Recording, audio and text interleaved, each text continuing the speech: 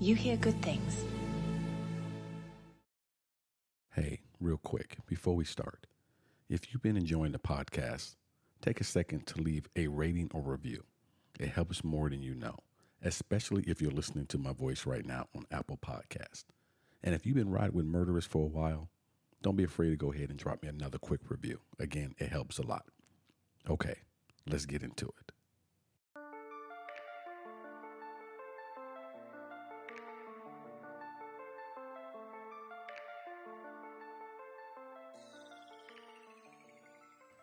Previously, on Murderous, she'd been declared guilty, sentenced to die, but death never came. Instead, they handed her a diagnosis and disappeared her behind hospital walls. 1 week, she was the trunk murderess. The next, she was just another woman in white. Winnie Ruth Judd wasn't hanged. She was forgotten. But forgetting someone like Winnie doesn't work because she escaped again and again and again. And during her longest disappearance, she became someone entirely new. This is not a story about a woman who snapped. It's about a woman the system didn't know what to do with. Too sick to be punished, too inconvenient to be free. So they locked her in a place where no one would ask too many questions. And when she slipped out, they were too embarrassed to chase her too hard. I'm Sidney Smith, and this is Murderous Podcast. This week's Murderous is still Winnie Ruth Judd. In part 4, the girl who kept escaping.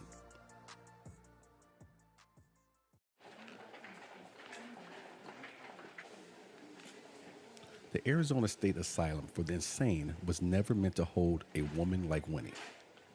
She wasn't violent. She wasn't delusional. She didn't scream or lash out or speak in riddles. But in 1933, that didn't matter. The state needed her off of the map. And the asylum had empty beds. At least it did on paper. In reality, the place was crumbling. Overcrowded, underfunded. A relic of territorial thinking in a city trying to modernize. The warden of the state prison, then a man named George R. Hill, had refused to house her. Not because he thought she was insane, because he didn't want the attention. In his own words, she'd be more trouble than 10 men. So the state quietly transferred her to the hospital instead. From the outside, it looked like care. But inside, it was just a softer kind of confinement. The building was cold in the winter, sweltering in the summer. There were no private rooms, no working fans. Paint peeled from the walls like old skin. Winnie's days were quiet, repetitive. Breakfast at 6, medication by 7. Laundry duties, reading hour, lights out. Day after day, day after day. She was sometimes lucid, sometimes groggy, heavily sedated with barbiturates and morphine-based tranquilizers used to calm excitable female patients, quote unquote. She was still coughing, still frail from the tuberculosis, still writing her letters. And most went unanswered. I would love to know what that number, what number signifies most. The first year, she had occasional visitors. Jack never came, but did we expect him? Her brother came once. After that, no one did. One former nurse would later say she was polite, distant, like a child who'd been left in the corner too long. It's a sad, sad way to think about her. She read religious texts, wrote short stories, painted pictures that rarely left her room. When she smiled, it was a small one, mechanical, like someone remembering how to do it, not really feeling it. And when she walked, it was with her head slightly down, as if she was afraid someone might see too much if she looked them in the eye. Over time, the staff stopped calling her Winnie. She was the trunk woman, the ghost girl, the murderess. But inside those walls, she was also a patient with low blood pressure, chronic depression, recurring bouts of bronchitis, and a recurring dream of walking through a door that stayed open. She wasn't insane, but she was fading. And maybe that was the point.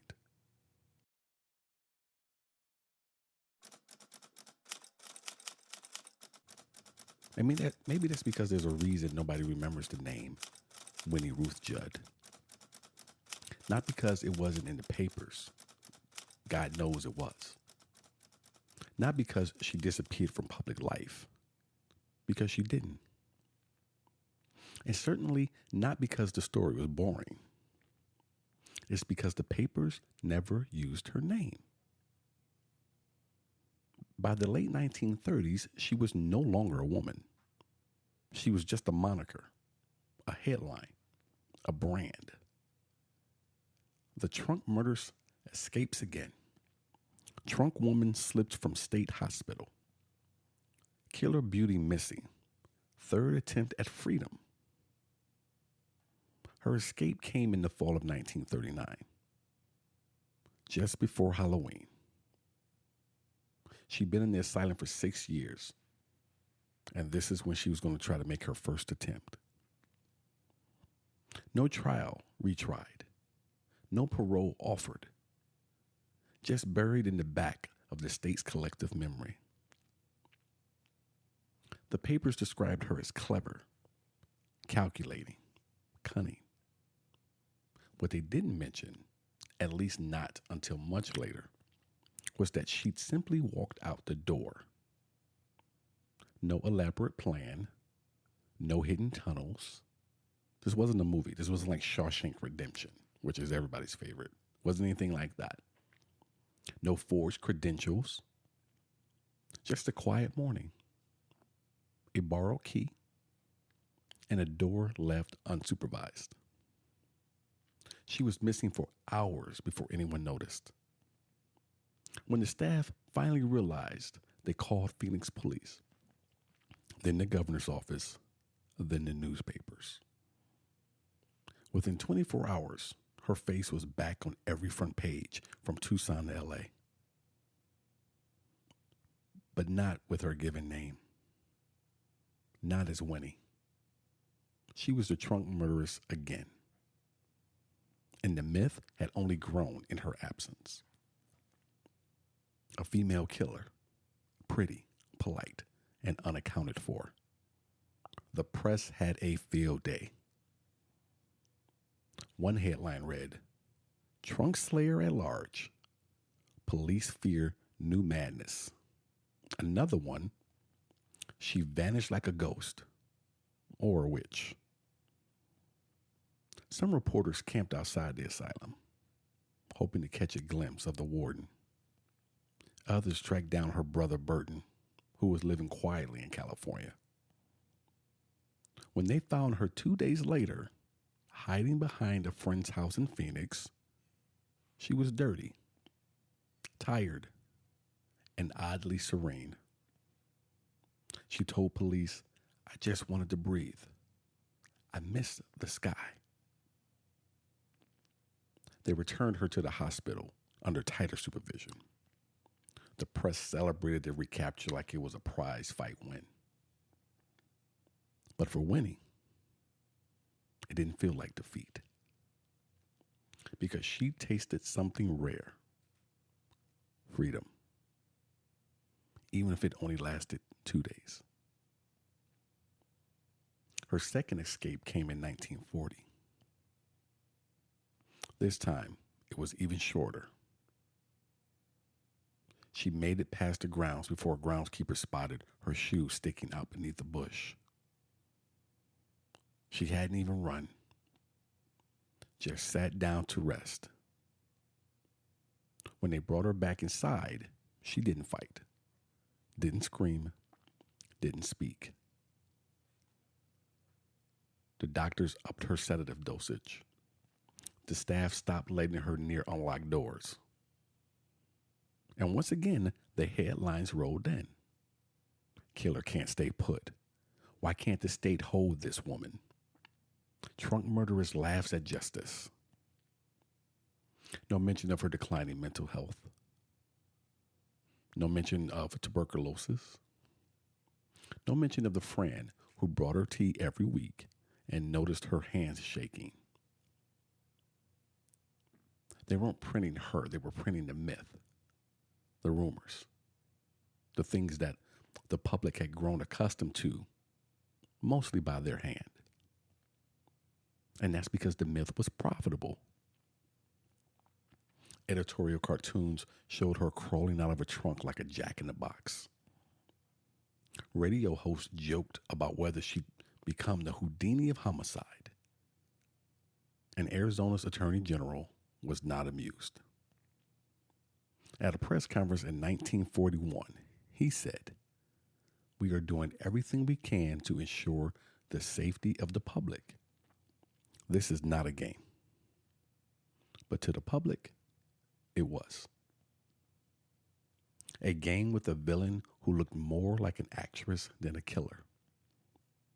A game with twists, headlines, and just enough risk to make it exciting. She was a real-life noir character. A faded beauty with a criminal past and a knack for vanishing. The public ate it up.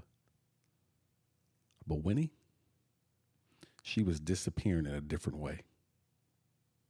The world was no longer interested in what made her real, only in what made her sell.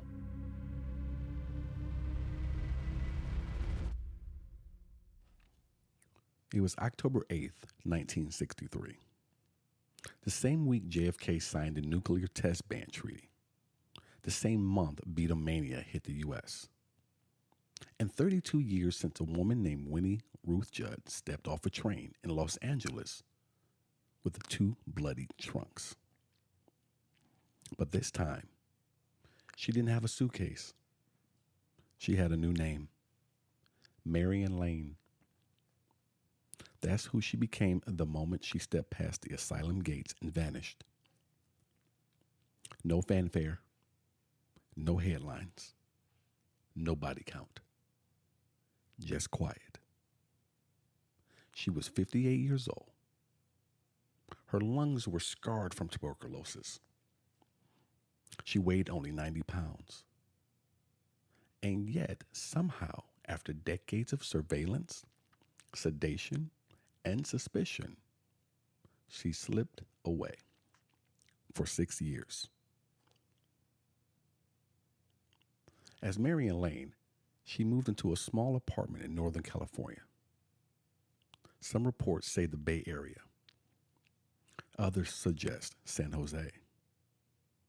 She kept her hair short, wore librarian glasses, worked odd jobs under the table, kitchen prep, laundry folding, some secretarial stints.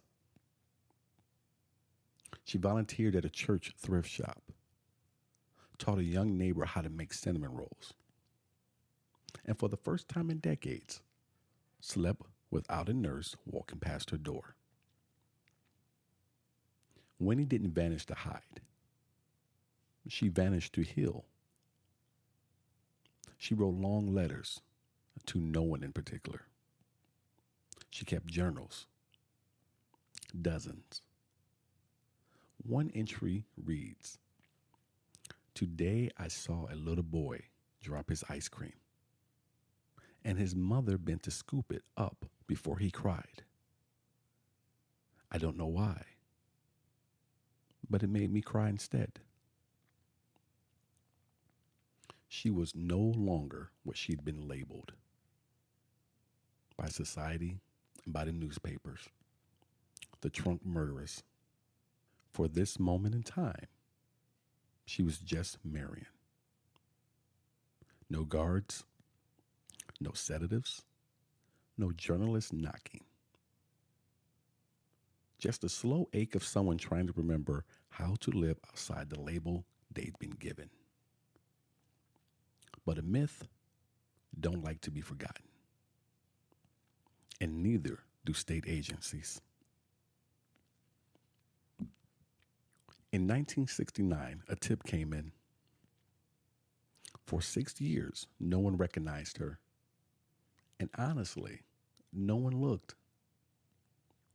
Until that day in '69, when she was recognized. Most reliably reported as being spotted by a former asylum employee thought they recognized her in a small town cafe, still wearing a name tag that read Marian. She didn't say anything at first. She just watched, waited, then called the police. The Arizona State Hospital sent investigators. She was found 2 weeks later, living in a rented bungalow and tending to a backyard rose bush. When the officers arrived, she didn't run.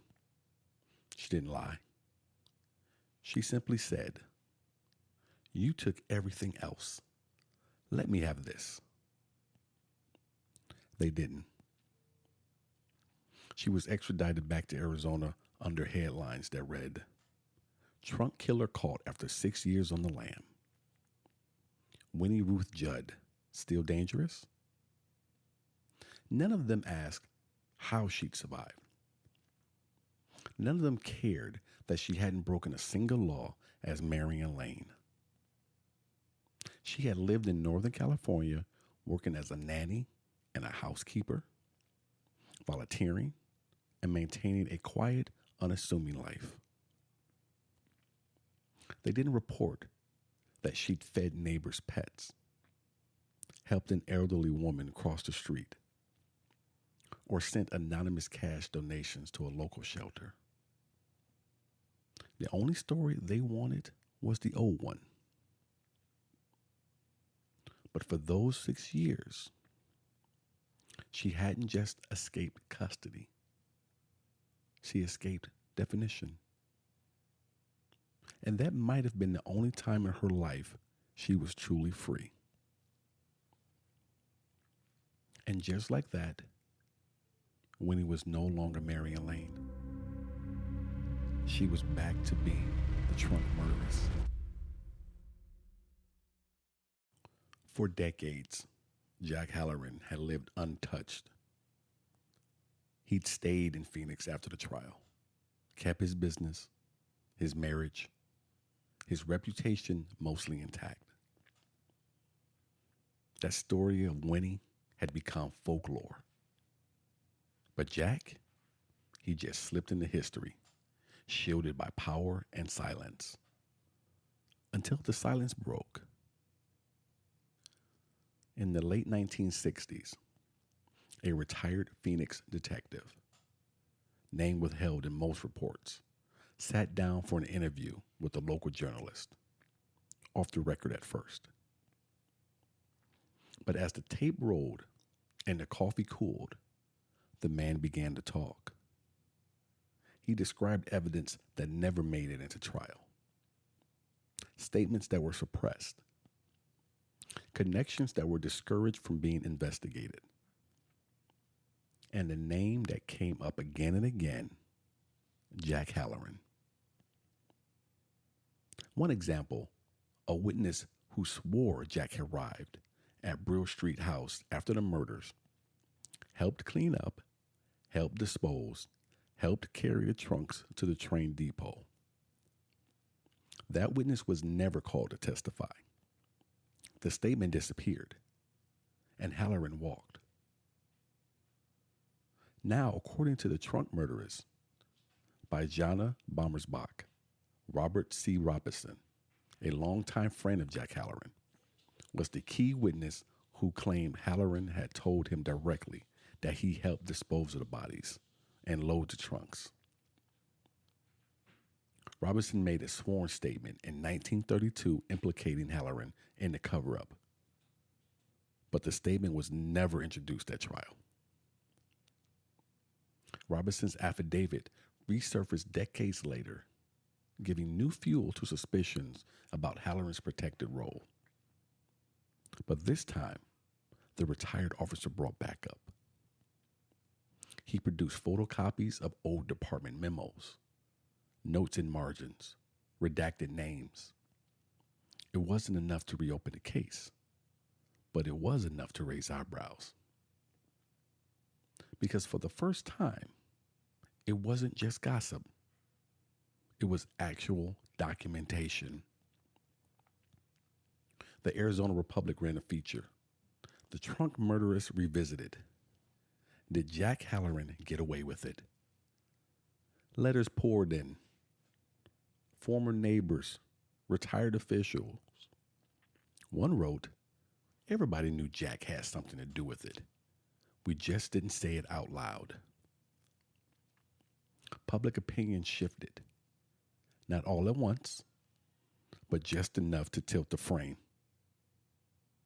People who spent years blaming Winnie, calling her a jealous lunatic, began to wonder, what if she didn't act alone?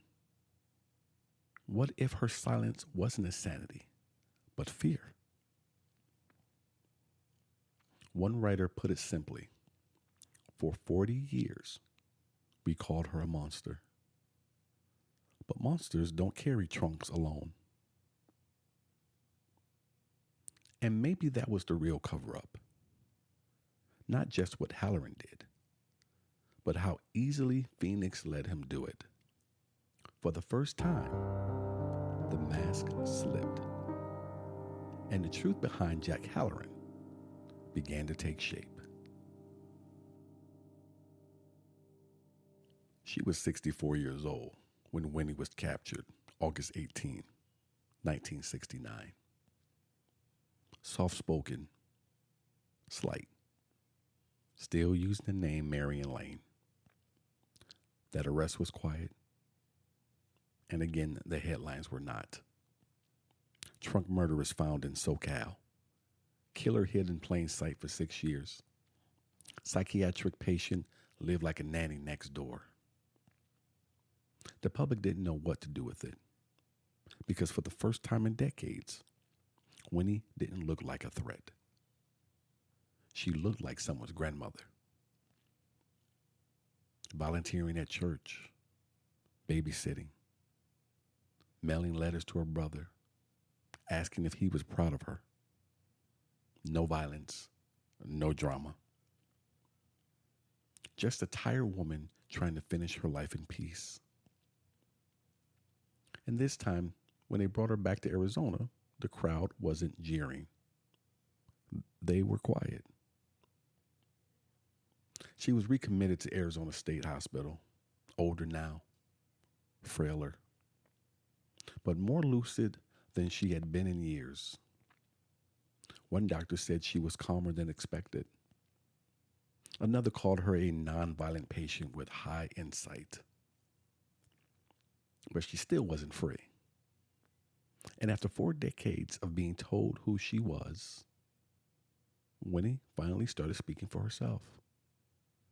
She began filing petitions, appearing at hearings, arguing gently but persistently that she didn't belong behind bars anymore. Some dismissed her as delusional. Others saw something they hadn't before.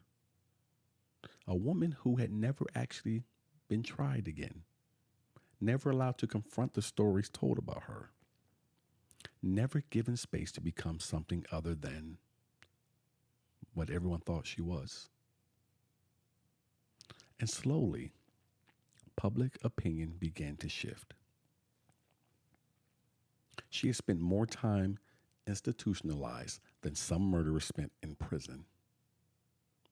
She had been punished, not for violence, but for being inconvenient, too emotional, too delicate, too difficult to label. And the deeper you looked at the case, the more Jack Halloran's shadow stretched across it all. Next week, parole boards, public backlash, a quiet revolution, and a woman who may have finally understood who she really was, just as history tried to forget her. Because the system tried to silence her. But silence doesn't last forever. You've been listening to a production of Sidney Smith Creative, LLC, and the You Hear Good Things podcast network, all rights reserved. For more true crime stories to stay with you, follow Murders Podcast on your favorite platform and join the community on Patreon for early access, bonus content, and deeper cuts. And also find us on IG. We would love for you to start following us there so we can follow you back. She didn't run because she was guilty. She ran because the truth never gave her a home. So what's harder to believe?